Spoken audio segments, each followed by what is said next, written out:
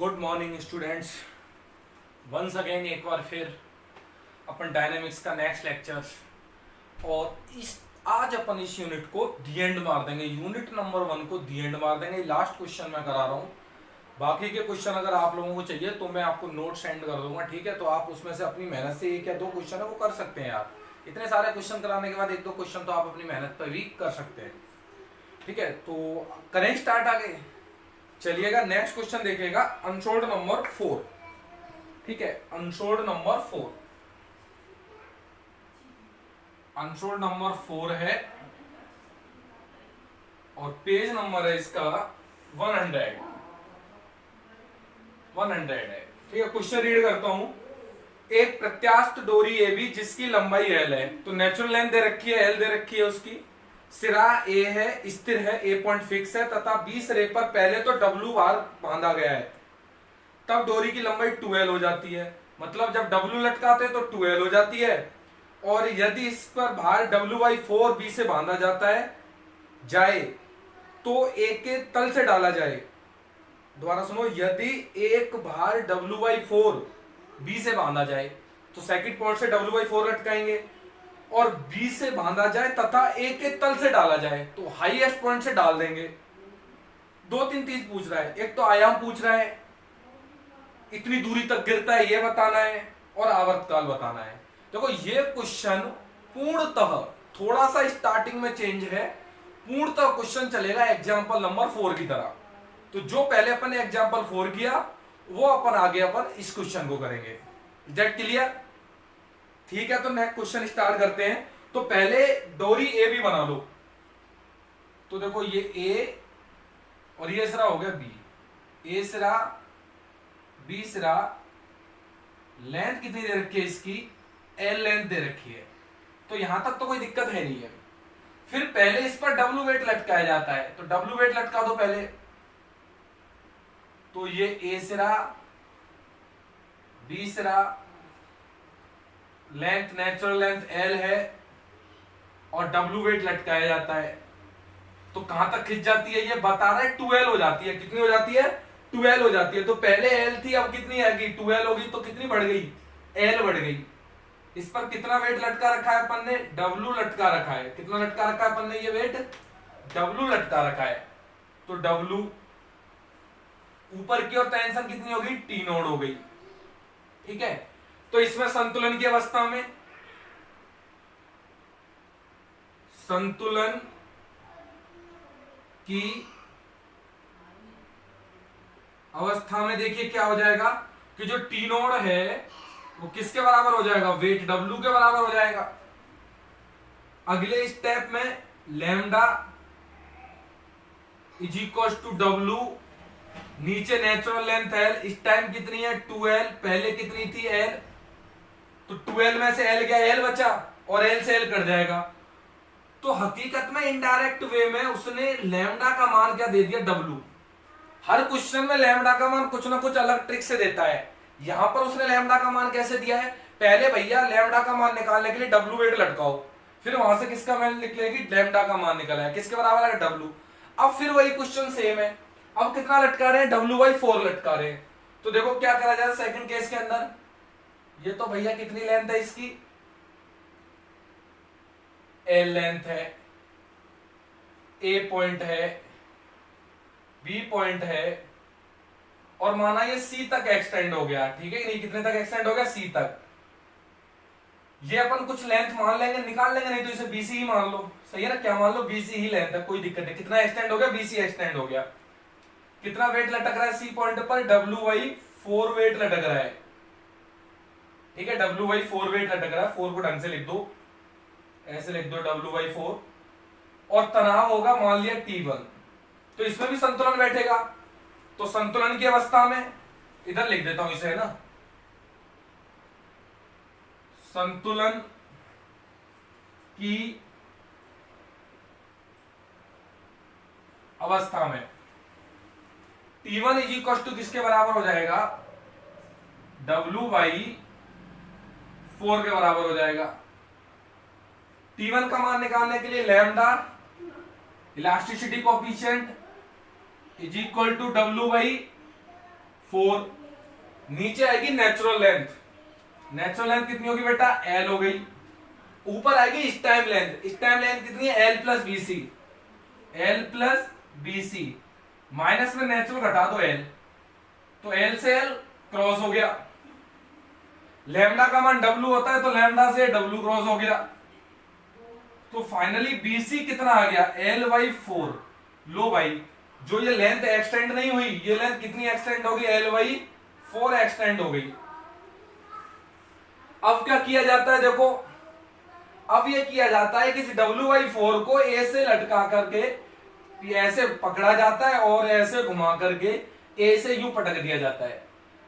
तो जब ए से बी तक गति होगी तो रस्सी ढीली रहेगी, तनाव नहीं होगा। तो रस्सी की गति कैसे होगी, गुरुत्वाकर्षण के अनुसार, ग्रेविटेशनल फोर्सेज के अंदर। और बी से नीचे कैसे होगी, टेंशन लग जाएगी उसमें, ठीक है कि नहीं है। तो मैं क्या लिखूंगा, कण की गति को हम दो भागों में विभक्त कर सकते हैं। We can divide motion of particle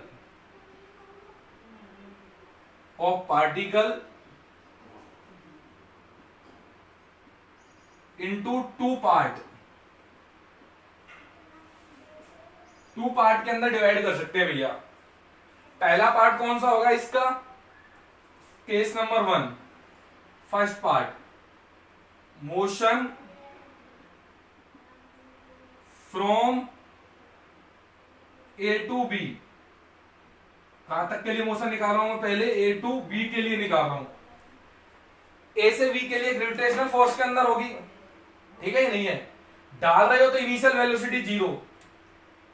first equation पता है, थर्ड वाली, v square u square plus 2gs। v last की वेलोसिटी, b पॉइंट पर वेलोसिटी मान ली vv का स्क्वायर हो गया। वेलोसिटी कितनी होगी इस पर, vv। इनिशियल वेलोसिटी कितनी हो जाएगी, 0, क्योंकि भैया गिरा रहे हो। 2gs, s की वैल्यू कितनी आ जाएगी, l ही तो लेंथ है ये भाई। यहां से पार्टिकल गिरा दिया, इनिशियल वेलोसिटी कितनी है, यहां पर 0 है। लास्ट की वेलोसिटी vv होगी, यहां पर मान लिया अपन ने velocity b, at point b पर vv हो गई। लेंथ कितनी है, l होगी। तो यहां से vv की वैल्यू कितनी आ जाएगी, अंडर रूट में 2gl। कितनी वैल्यू आ जाएगी बेटा, अंडर रूट में 2gl वैल्यू आ जाएगी। और आगे देखिएगा इसे। अच्छा, एक और चीज जानते हो, इसे मिटा देता हूं। एलएचएस मेरे कुछ काम का नहीं है ना, तो जब काम का नहीं है तो उसे मिटा देते हैं, क्यों खाम में लिख रखा है।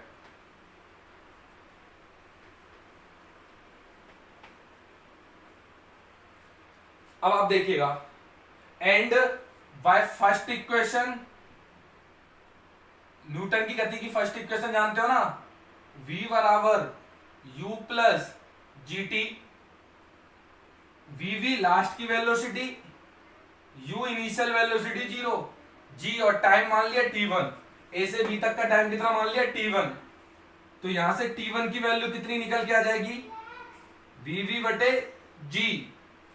व्हाट इज vv, ये रहा भैया अंडर रूट में 2gl बाई g। तो g से g कट जाएगा अंडर रूट में, तो कितना बच जाएगा, अंडर रूट में 2l बाई g।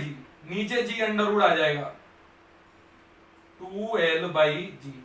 यार इतना तो आप लोग जानते ही हो कैलकुलेशन करना। तो ये अपन ने मोशन कंसीडर कर ली जब पार्टिकल की मोशन ए से बी हो रही है। अब second case, when motion of particle from B to C, B to end, B to below. Second part, when equation of particle motion, not equation, motion, motion of particle below B, B point के जब below हो रही है तो क्या condition आएगी। देखो चित्र की जरूरत पड़ेगी, मैं चित्र बना लेता हूं, इसी में थोड़ा चेंज कर दूंगा। दोबारा चित्र बन गया, देखो इस तरीके से। तो मिटा देता हूं मैं इसे, है ना, जब जरूरत पड़ेगी तो काम में ले लेंगे।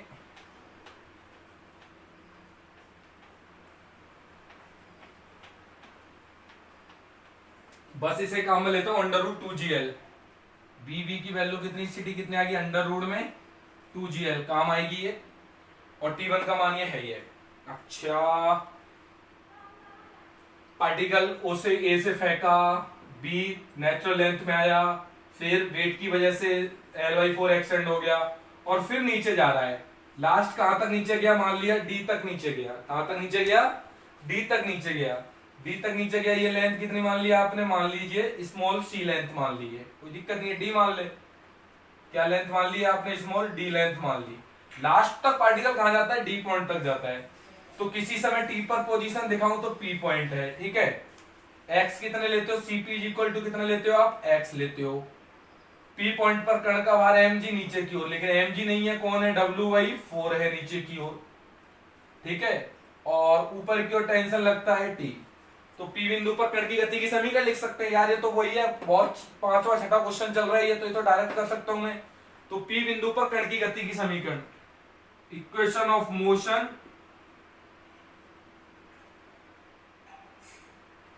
एट पॉइंट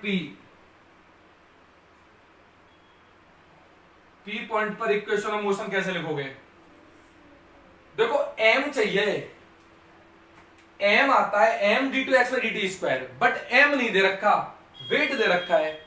आप जानते हो कि mg निकालना हो तो mg किसके बराबर है? W/4 के बराबर है। आपको तो m चाहिए, तो m का मान किसके बराबर आ गया? W/g4 या 4g के बराबर आ गया। किसके बराबर आ गया? ये 4g के बराबर है। यही तो आता है m d2x/dt²। तो इक्वेशन कैसे लिखते हो आप इसकी? m d2x/dt², x के बढ़ने की दिशा में कौन है? W/4, और घटने की दिशा में कौन है? T, n माइनस में T। m का मान रख दो, m का मान कितना निकाले? W/4g, W/4g d2x/dt², W/4 minus में T। T की वैल्यू कितनी आ जाएगी? लैम्डा, नीचे नेचुरल कितनी है बोलो? Natural L। इस टाइम कितनी है? L plus L/4 plus x, L plus L/4 plus x, minus में नेचुरल, नेचुरल कितनी है? L। घटा दो किसी को, L से L क्रॉस हो गया, तमीज से लिखो आगे। W/4g d2x/dt², W/4, लैम्डा की वैल्यू W है, तो W इससे गुणा हो जाएगा, माइनस में WL/4L, L नीचे भी है, काट देंगे अगले स्टेप में, माइनस में WX/L। तो देखो L से L कट जाएगा और W/4 से W/4 कट जाएगा, लैम्डा की वैल्यू W और ये कैंसिल आउट हो जाएंगे, बिल्कुल सही है। अगले स्टेप में देखो, फिर ये वाला W इस W से कट जाएगा। सो फाइनली मेरे पास d2x/dt² की वैल्यू बोलो बेटा क्या आएगी? माइनस में 4g/L, 4g इधर माइनस L इंटू x, तो कितना आ गया? x। ये किसकी समीकरण आ गई? ये गुरुदेव SHM की समीकरण है, सिंपल हार्मोनिक मोशन की इक्वेशन है। हर सवाल में अपन SHM की इक्वेशन ही निकालते हैं, सिंपल हार्मोनिक मोशन की इक्वेशन है। अब क्या करोगे इससे आगे? वही वेलोसिटी निकालेंगे जनरल पॉइंट पर और टाइम निकालेंगे। वेलोसिटी कैसे निकालते हैं इसके लिए देखो, मिटाता हूं मैं नीचे एक बार। क्या लिख सकते हो इसे? इसे क्या लिख सकता हूं मैं? v dv/dx is equal to minus 4g/L into x, x को उधर पहुंचा दो तो v dv minus 4g/L x into dx, और क्या कर दो इनका इंटीग्रेशन। देखिएगा अब LHS को पूरा घुमा देता हूं मैं, मिटा देता हूं, मेरे काम का नहीं है। LHS क्यों? ये मिटा देता हूं, ठीक है, ऊपर ये काम का नहीं है यार, LHS तो काम आ भी सकता है थोड़ा बहुत।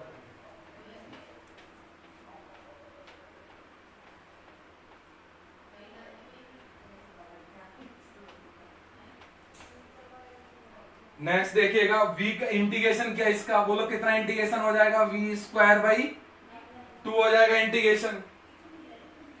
आगे देखो माइनस में 4g/l और इसका इंटीग्रेशन x² 2 और plus constant of integration c1। c1 का मान कहां से निकलेगा? बी पॉइंट की कंडीशन। सेम प्रोसेस चल रहा है भाई, वहां -a/2 लगी थी कंडीशन, यहां -l/4 लगेगी। At point B, at B पर x की वैल्यू गुरुदेव कितनी है? -l/4 और वेलोसिटी कितनी है इसकी? v का मान किसके बराबर है? v b के बराबर है। देन आप देखिएगा बेटा, vb का होल स्क्वायर बाई 2 माइनस में 4g/l, तो 2 से 2 कट जाएगा तो 2 लिख दीजिए, इसे काट के देख लेता हूं, ये 2 हो गया, ठीक है।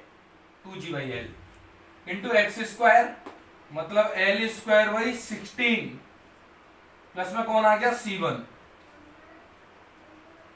फिर ये कट जाएगा बेटा, 2 8 16, एक l से एक l भी कट जाएगा। vv का स्क्वायर मतलब ये रहा 2gl, तो 2 से 2 कट जाएगा, कितना बचेगा? gl इक्वल टू देखो माइनस में gl/8 प्लस में c1, तो यहां से c1 का मान कितना आ जाएगा? ये इधर फिर प्लस में हो गया 8 इधर, तो कितना आ जाएगा? 9 gl/8। So this we taken as 4 using in 4। किसके अंदर यूज कर लो बेटा इसे? 4 के अंदर। यूजिंग इन 4,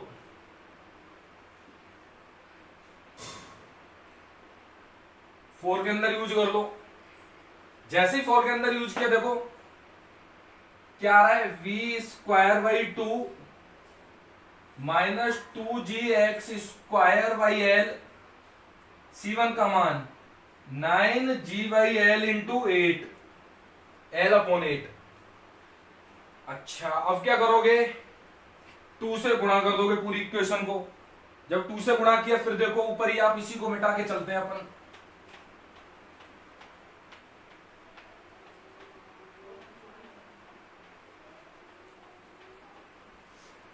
अगले स्टेप में डेट इंप्लाइज 2 से उधर कर दीजिए गुणा, v² बराबर माइनस में 4g/l इंटू x² प्लस में 2 से मल्टीप्लाई किया तो कर जाएगा, तो 9y4g इंटू l। ये वेलोसिटी आ गई गुरुदेव वही की। क्या वेलोसिटी आ गई? जनरल वेलोसिटी, जो आप चाहते थे। अब क्या करना चाहिए? v वेलोसिटी आ गई, x का मान देते जाओ, वेलोसिटी मिलती जाएगी, x का मान पुट करते जाओ, वेलोसिटी मिलती चली जाएगी आपको। x का मान जब d पुट कर दूं, तो बताओ d पॉइंट पर वेलोसिटी कितनी हो जाएगी? 0। मैं लिखूंगा व्हेन एट d पॉइंट पर x का मान कितना हो जाए गुरुदेव? d होता है, और वेलोसिटी कितनी हो जाती है उसकी? 0। तो v का मान कितना हो जाता है? 0। x की वैल्यू d, v का मान 0, तो v की वैल्यू 0 माइनस 4g/l, x² की जगह कौन आएगा? d², 9y4gl, तमीज से लिख दो 4g/l इंटू d², 9y4gl। तो देखो g से g गायब, तो d² की वैल्यू कितनी आ गई? 9y16 आ रहा है नीचे l², तो d का मान कितना आएगा? रूट काट लो, 3y4 इंटू l। लो भैया, तो ये d की वैल्यू कितनी आ गई? 3l/4। अब मैं आपसे अगर ये पूछूं कि पार्टिकल मैक्सिमम कितना नीचे जाएगा, तो आप बोलोगे l/4 और लास्ट में जहां उसकी वेलोसिटी 0। अब जहां वेलोसिटी 0 हो जाएगी, उसके नीचे तो जा नहीं सकता, निश्चित रूप से फिर उससे ऊपर ही आएगा, तो यहां पर वेलोसिटी उसकी 0 हो जाती है। तो यहां से एक बात तो मैं कह सकता हूं, यहां से देखो मिटा रहा हूं मैं। पहला आंसर चाहिए आयाम, फर्स्ट क्या चाहिए? आयाम, जिसे आप क्या बोलते हो? एम्पलीट्यूड।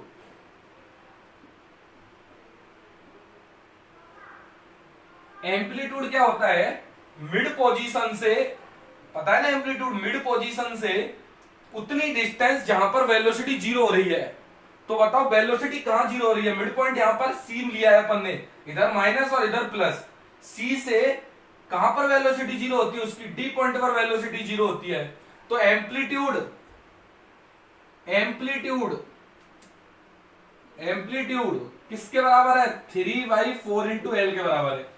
तो पहला आंसर आ गया कि भैया एम्पलीट्यूड क्या होता है कि मिड पोजीशन से जहां वेलोसिटी जीरो हो रही है वो डिस्टेंस क्या कहलाएगा? एम्पलीट्यूड। अब मैं बोलूंगा कि मैक्सिमम कितनी हाइट वो चल लिया, तो इधर मिटाता हूं, देखो अब मेरे को ये वो भी काम में लेना है। नेक्स्ट देखिएगा बेटा, आप इसे मिटा देता हूं मैं यहां से। नेक्स्ट देखिएगा बेटा आप,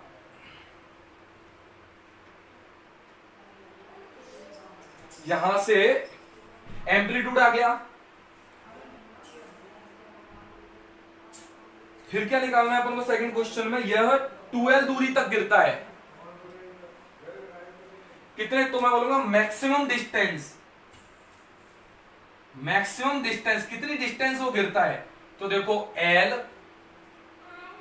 प्लस L/4 और लास्ट में D की वैल्यू कितनी है? 3L/4।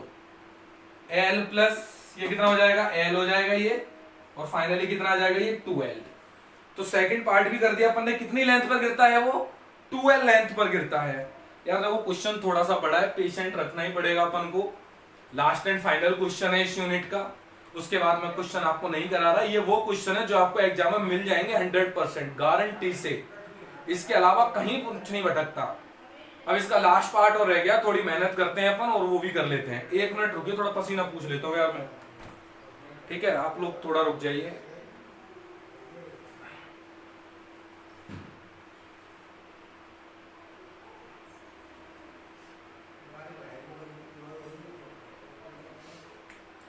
यस, तो that's the maximum distance is 2L। अब लास्ट एंड फाइनल पार्ट चाहिए भैया, टाइम बताओ। तो A से B तक का टाइम अपन निकाल चुके हैं, अपन को टाइम निकालना है B से D तक का टाइम। और B से D तक का टाइम कैसे आएगा? जब अपन इस इक्वेशन का यूज करेंगे। तो थर्ड पार्ट के लिए, V की वेलोसिटी जो आएगी, अब आप देखिएगा V का मान निकाल लो आप अंडर रूट काट के। अंडर रूट बाद में काटूंगा, पहले V² का वैल्यू रख दो कितनी है? 9/4 है, GL है, माइनस 4G/L इंटू x² है। ठीक है, धीमे धीमे चलते हैं इसमें। V की वेलोसिटी कितनी होती है? dx/dt होता है इसका मान, और इसका स्क्वायर। ये कॉमन ले लो 4G/L, 4G/L कॉमन। तो इधर तो क्या बच जाएगा? देखो बेटा, -x², और इधर क्या बचेगा? देखो 9/4, सॉरी ये यार ऐसे लिखते हैं ना इसे, 9/4 GL इंटू, इसको उल्टा कर देते, पता है ना, कॉमन लेते तो L इधर आता, 4G नीचे, तो कट कट आ जाएंगे अपने हिसाब से, इंटू L/4G माइनस x²। तो देखो G से G कैंसिल आउट हो जाएगा, तो कॉमन में कुछ प्रॉब्लम नहीं आती अपन को लेने में। dx/dt का square is equal to 4G/L। तो कितना? देखो 9 आ रहा है, L² आ रहा है, और 16 आ रहा है, माइनस x²। अब इसका रूट भी काट लेता हूं, तो इधर रूट लग जाएगा और इधर रूट लग जाएगा। प्लस माइनस का चिन्ह आता है, then we take positive sign. क्यों ले रहा हूं पॉजिटिव? बताओ जरा रीजन। पहले क्वेश्चन में रीजन था, पॉजिटिव क्यों ले रहा हूं? क्योंकि देखो B से D तक के लिए बढ़ रहे हो, तो यहां समय 0, धीरे धीरे समय बढ़ रहा है, और इधर x का मान भी बढ़ता है, इधर घटता है x का मान और इधर बढ़ता है, तो x और D का मान एक ही दिशा में है, इस कारण भी अपन क्या लेंगे? Positive sign. Then we take positive. आगे की कैलकुलेशन देखिएगा आप, मिटाता हूं मैं इसे, RHS मिटा देते हैं अपन भाई से।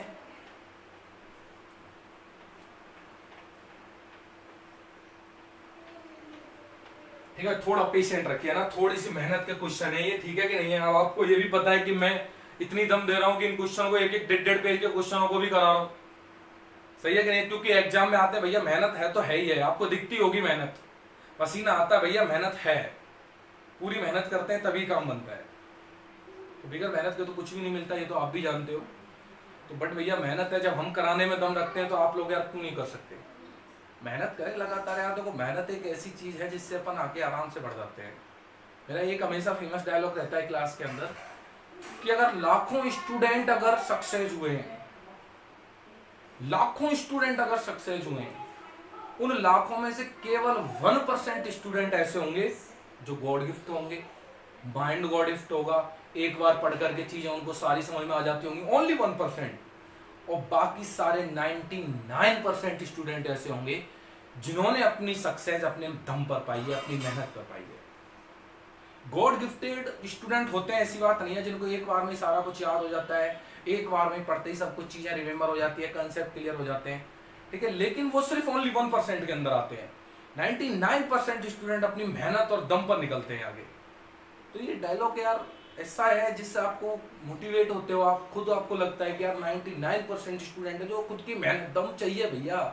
अगर आपको ऐसे क्वेश्चंस में अगर आपको करना है, ये आम बच्चे के बस की नहीं है, आम बच्चे के लिए तो पहले ही सिलेबस हरी और अनपढ़ कर जाना हो जाएगा आपका काम। ये फाइट है 100 मार्क्स के लिए, फुल आउट ऑफ फुल, सही है ना, टोटल मार्क्स लाने के लिए। तो ये जो मेहनत है हमारे आए हैं, हम लेके आए हैं पेपर में, ठीक है कि नहीं है। इतनी मेहनत थी मेरे दोनों सेमेस्टर, जब मेरे पेपर स्टार्ट हुआ तभी बताया था 98 मार्क्स है डायनेमिक्स में, ठीक है, तो वो सिर्फ मेहनत से है दोनों सेमेस्टर के अंदर 98 मार्क्स। और उसका कारण सारे क्वेश्चंस किए थे मैंने उस टाइम जब मैं बीएससी में था। हमारे सर भी कराते थे तो करते थे यार, जब मेहनत है, गुरुजी जब साथ देते तो दिक्कत कहाँ आ रही है, अपन को पढ़ा भी नहीं जाता क्या?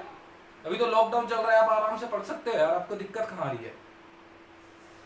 अब या तो आप यही सोच के बैठ जाओगे भाई मेरी समझ में नहीं आता, मैं नहीं पढ़ूंगा, मेरे तो जब ऑफलाइन होगी तब पढ़ूंगा, एक तो वो तरीका है। और वो आप देखिए, आप यकीन मानिए ऑफलाइन का कुछ भरोसा नहीं है, कुछ भी भरोसा नहीं है ऑफलाइन लेक्चर्स का कि आपको ऑफलाइन लेक्चर्स कब प्रोवाइड हो भी जाएंगे तो आपको पूरा सिलेबस करा दूं, ये मैं गारंटी नहीं दे सकता वहां पर, क्योंकि भैया रोड़ा अटकता है ऑफलाइन में, ना इतना टाइम होगा और ना वहां मारामारी होती है। यहाँ मुझे प्रॉपर टाइम मिलता है एक लेक्चर्स को बनाने, आराम से, बिल्कुल आराम से बनाता हूं मैं, कोई मुझे जल्दबाजी नहीं है। तो यार आप लोग, जब हम साथ दे रहे हैं, हम पढ़ा रहे हैं, हम पूरी मेहनत कर रहे हैं, आपको पसीना बहा बहा करके पढ़ा रहे हैं हम आपको, उसके बाद फिर जब आप लोग नहीं पढ़ते हो, प्रॉब्लम आ कहाँ रही है? अब आप में समझ में नहीं आएगा, ऑनलाइन दिमाग में क्यों नहीं बैठता है यार? पेशेंट रख, अपने अंदर दमदारी रखे यार, ऐसे तो नहीं होता। तो मेरा मानना यही है कि क्वेश्चंस लेंदी है, कोई बात नहीं, अभी तो और आएंगे यार, और उनको छोड़ और नहीं सकते, अभी तो और क्वेश्चन आएंगे जिनको अपन छोड़ नहीं सकते। लास्ट में अभी बच्चों का फोन आ रहा है कि सर मुझे बता दो, मेरा इतना नहीं पढ़ा जा रहा, ये नहीं पढ़ा जा रहा। लास्ट में आप डायनेमिक्स नहीं पढ़ सकते हो, इतने चैप्टर है ना, अगर मैं पूरा सिलेबस कर रहा हूँ तो 3.5-4 महीने लगते हैं भैया इस पेपर में, पूरा मेहनत का पेपर। आप पूछ लेना जिससे भी, आप देख रहे हो कि एक यूनिट होने में 40 लेक्चर लगभग अपन को लग गए हैं, तो 40 लेक्चर्स में अपन ने पढ़ाया ही है, और ऐसी 5 यूनिट है, ठीक है। तो ये कोई वो नहीं है कि भैया जिस हिसाब से अपन माला, हालांकि 2 यूनिट सी प्रोग्रामिंग की है वो जल्दी हो जाती है, बट अपन को जितनी भी यूनिट है यार, अपन को मेहनत करने में जाता गया है। बात करो, मेहनत क्यों नहीं करी जा सकती? आपको पढ़ाने को नहीं मिल रहा, आपको पैसे खर्च किए हैं आपने, क्यों नहीं आप पढ़ सकते? ठीक है, तो आप ऐसी कोई बात नहीं है कि ये क्वेश्चन आपको समझ में नहीं आए, आप मेहनत कीजिएगा, ये क्वेश्चन पक्के समझ में आएंगे। अपन इसका लास्ट एंड फाइनल पार्ट करते हैं, देखिएगा। मैं एक बार थोड़ा पसीना पूछ लूं यार, है ना।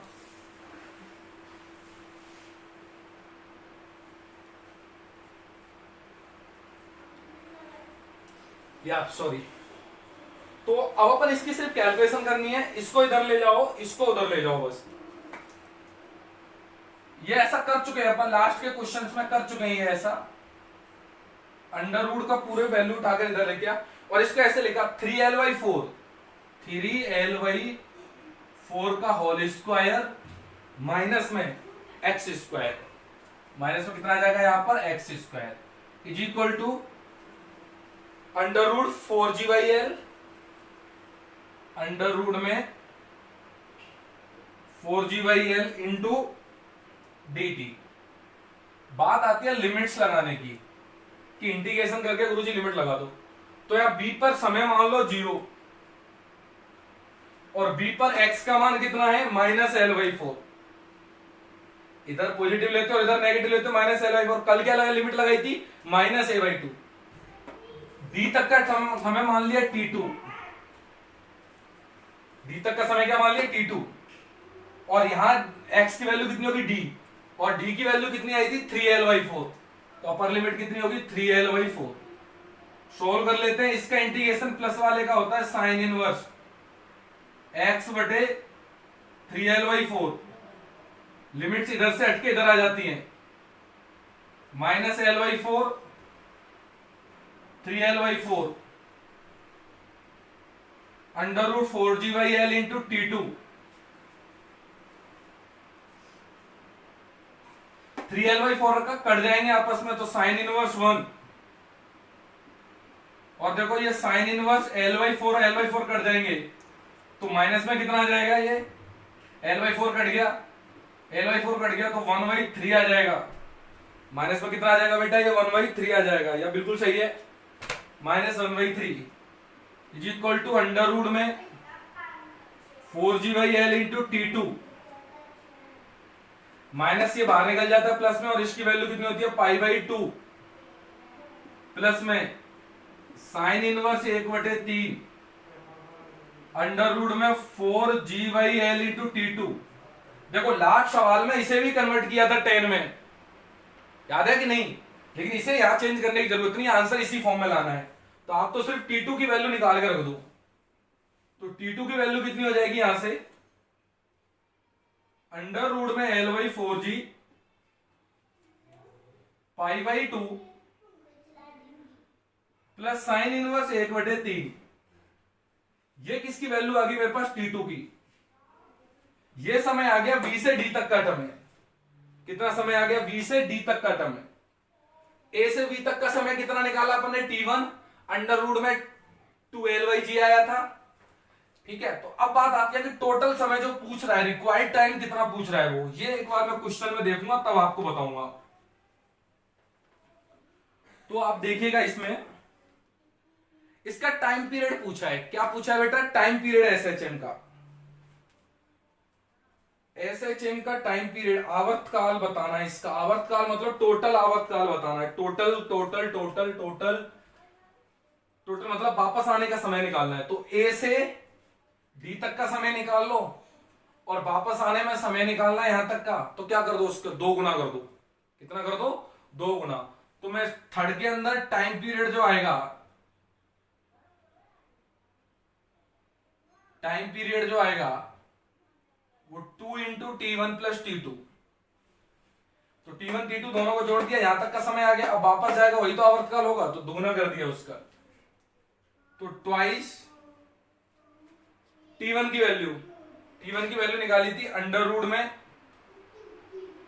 2l/g प्लस t2 की वैल्यू अंडर रूट में l/4g π/2 प्लस साइन इनवर्स 1/3। ये वैल्यू आ गई भाई। ठीक है, अब थोड़ा सॉल्व कर लेंगे इसे। देखो देखो देखो क्या आ जाएगा।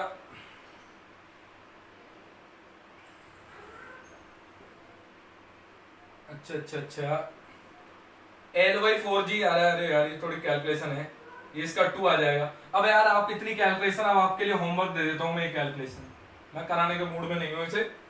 इस क्वेश्चन के लिए आपके होमवर्क है ये भी कि लास्ट तक इसकी कैलकुलेशन फिट करना कि ये कैलकुलेशन इसकी आ रही है। बुक में देख लीजिएगा, ये आपकी कैलकुलेशन लेके आएंगे। ठीक है, तो इस तरीके से भैया ये क्वेश्चंस मैंने अनसोल्ड 4 करा दिया, 1 करा दिया, 2 करा दिया। जो आने लायक थे वो क्वेश्चन करा दिए।